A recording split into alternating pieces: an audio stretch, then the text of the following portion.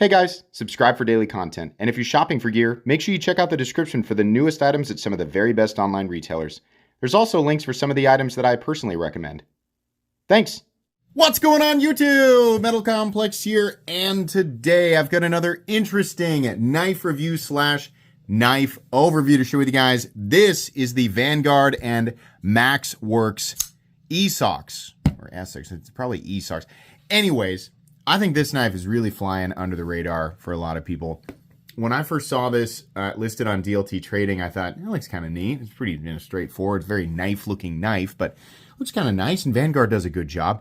I fell in love with this. They sent it to me, and let me tell you something. This is no secret. Everybody knows this. I get a lot of stuff for free. Now, the vast majority of the stuff that I get for free, I give away on my weekend live streams.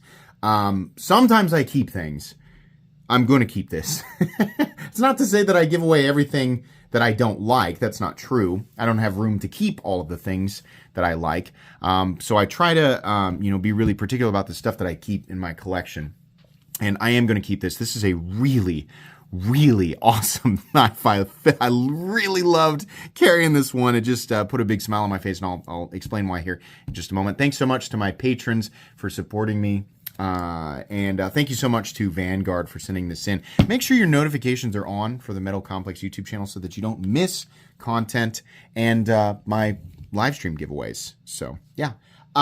Let's do, first let's measure it. It is bigger than you would think. The overall length of this guy is 8 1/4 inches, and blade length is, you could almost call it 3.7. It's got a really big blade.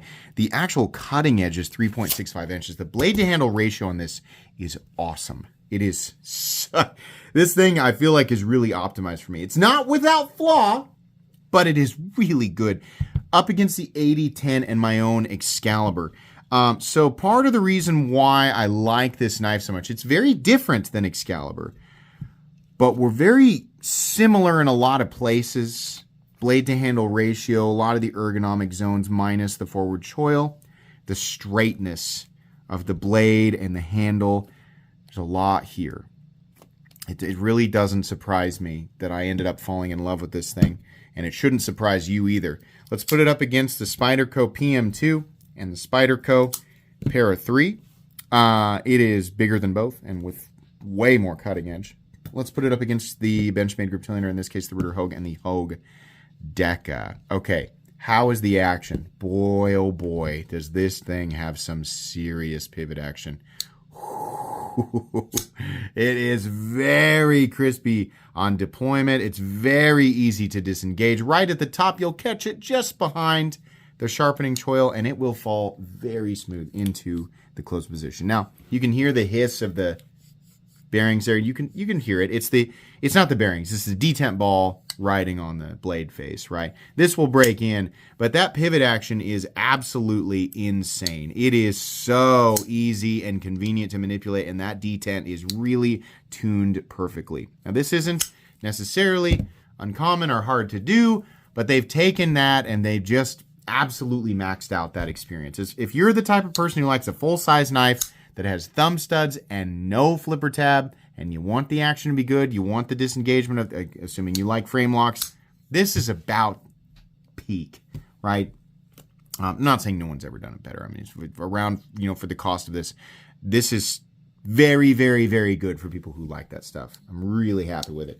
Carry profile, thickness up against the Spyderco Para 3. It is slightly thicker, but it's also contoured, which counts for, I'll take a little bit of extra thickness there. Just realized what I said. Length and height up against the PM2 and Para 3. It's actually even more compact than the PM2, despite having way more cutting edge and actually being longer opened up. So that's cool.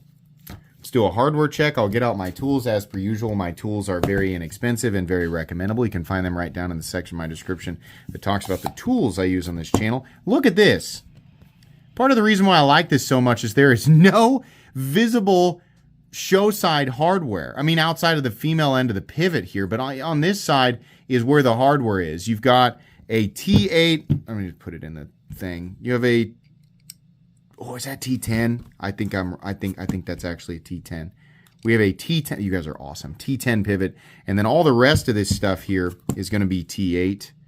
We have a T8 screw there. We got a T8 body screw here. And we got a T8 screw for even the pocket clip, which you'll notice is Timascus. Did you buy that separately? No, it comes with the knife.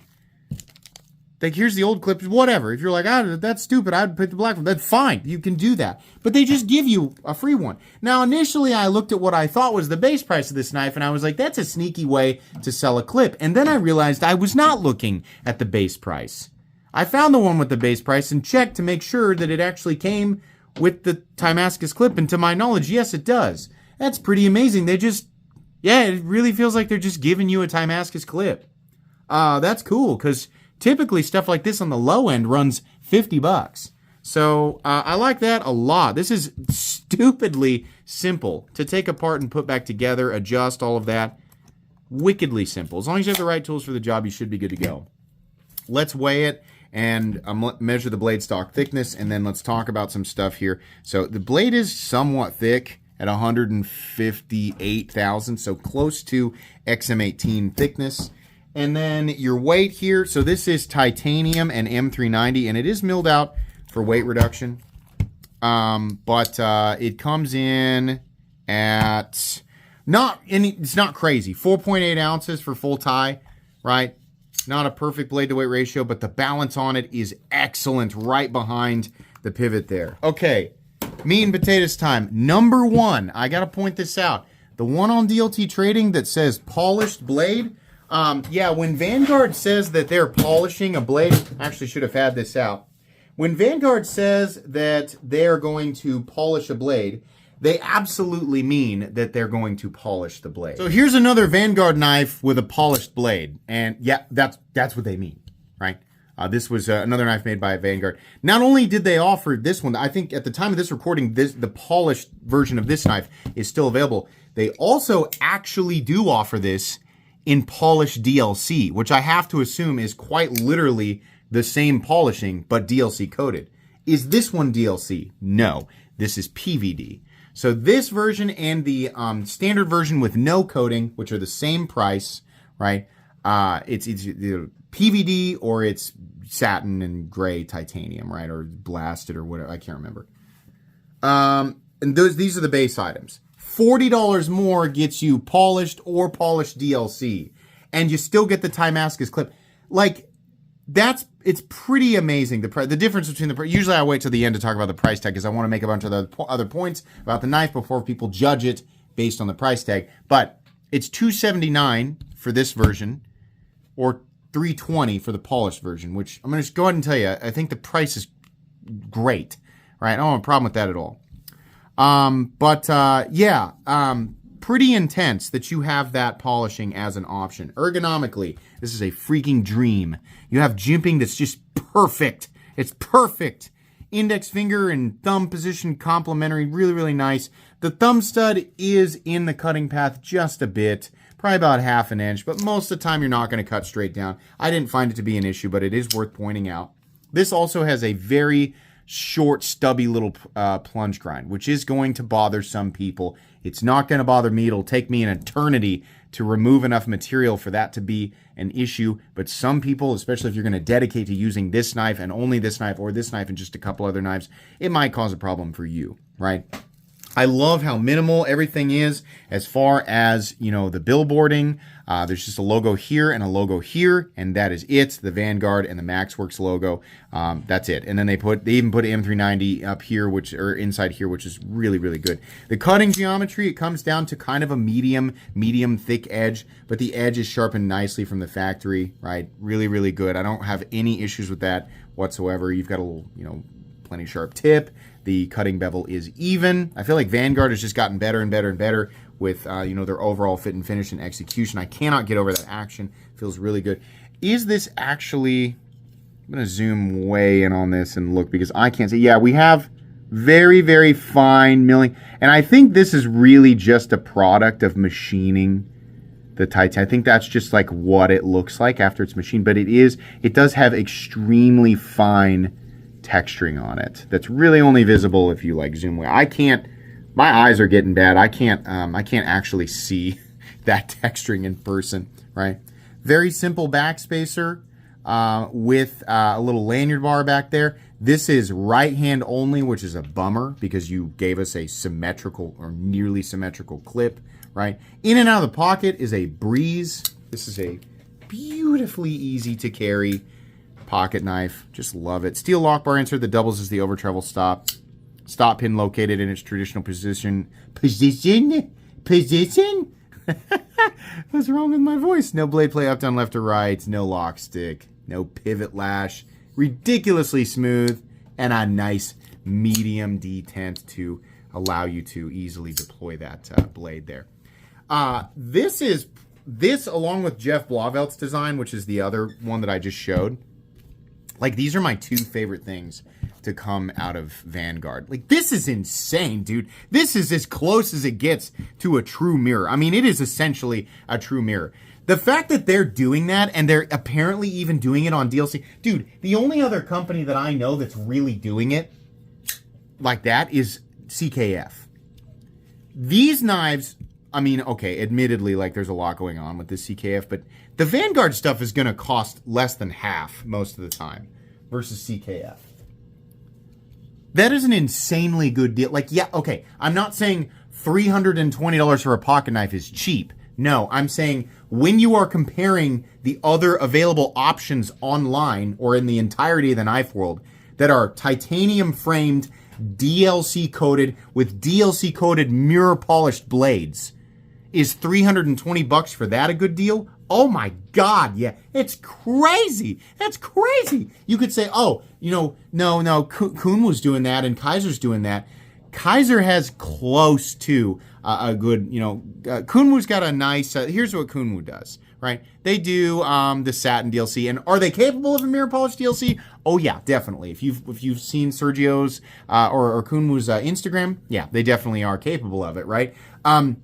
Kaiser does not do this same finish, right? If you're thinking that Kaiser's Milita with like the high polish DLC is the same as this, it isn't. I own it. It's not the same thing. Yeah, it's like other companies are kind of doing it. Vanguard's doing an excellent job. And do I think $280 as a base price for this version, the PVD or the standard version, is a good price? Yeah, dude, they send it in like a nice magnetic wooden box with the COA. They send you 2 clips and one of them's Timascus. M390, you got a great overall profile. You got a nice contoured titanium frame. A lot of people will reduce this to just a boring knife, but competitively, if you look at everything else on the market, I think this is an awesome knife. It's also a great size. It's super comfortable. It just feels like a user, right? Kind of Les George Sebenza kind of feel. I know that Les George doesn't make the Sebenza. I'm saying it's like a Les George VECP and a Chris Reeve Sebenza, kind of mashed together with better action, right? It runs on bearings. Those two run on washers. But anyways, do I recommend the Esox? I feel like that's not how I should say that, but I'm going to say it. Do I recommend it? Oh my God, yeah. For people shopping at this territory, if you just started in the knife world, you're looking at $50 knives, well, no. No, I would say figure out where you want your budget to be and what you value. But for people who know what this tier of the knife world generally consists of, right? You're looking for competitive options. Oh my God, yeah, this is a really nice knife. The mirror DLC version was sold out on DLT, but man, if you like the high polish stuff and you can pick up that version of this knife, boy, yeah, I would go for that. I love that we're actually getting these high polished blades now in 2025. That's really cool. Yeah, recommendable. I'll put it on my most recommended knives playlist. I love this one. I'm keeping it. It's going back in my pocket for the rest of today. Please make sure to follow me on Instagram at metal_complex. If you enjoyed this video, leave a like. If you'd like to check out my other content, I do, of course, have lots of videos of knives that are either expensive or inexpensive that I do or don't like, so check those out. And if you enjoy all my content, go ahead and click on that Metal Complex logo right there and subscribe because there's definitely more coming. Thanks again for watching, everybody, and have a great day.